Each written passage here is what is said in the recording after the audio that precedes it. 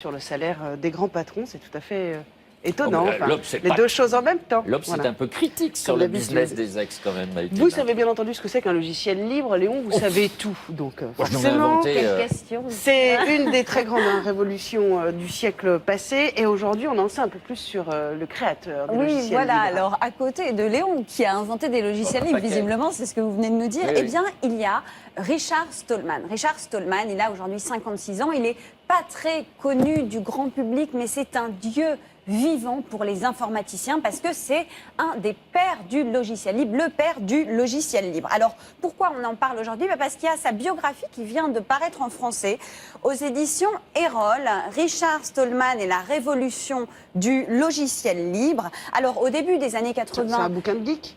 Non, justement pas. Alors voilà, c'est ça qui est bien, c'est que c'est pas un bouquin de geek, c'est que même si, voilà, c'est traduit, que même si on s'y connaît pas trop, on peut vraiment comprendre, j'insiste. Et donc, en fait, alors Stallman, au début des années 80, a créé la Fondation pour le logiciel libre. Il est à l'origine du projet GNU et juste un petit rappel.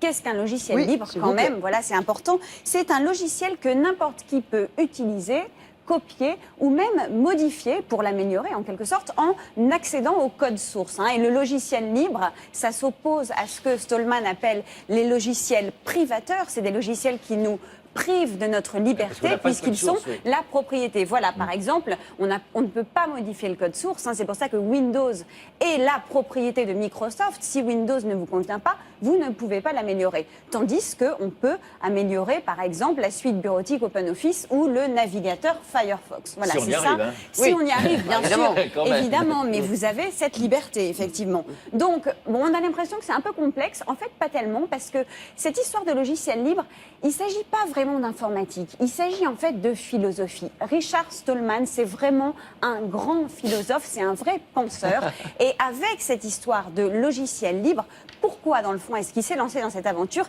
Il s'est lancé dans cette aventure tout simplement pour améliorer le monde, pour encourager le partage et la fraternité. Donc c'est une forme de nouveau socialisme, de socialisme logiciel.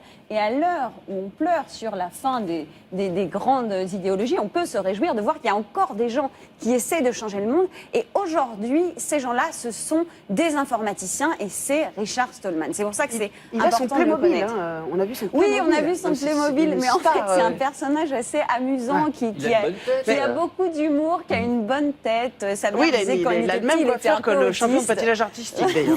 Est-ce que le logiciel libre a des chances de gagner face au logiciel non libre, donc commercialisé, auquel on ne peut plus toucher? Alors, le logiciel libre, il progresse beaucoup en France. Il y a quelques années, la gendarmerie nationale est passée, elle a adopté un logiciel libre. Mais si vous voulez, la compétition, elle ne se fait pas vraiment sur cette question-là, sur cette question technique. Parce qu'un logiciel libre, on peut considérer que ça vaut au niveau technique un logiciel privateur.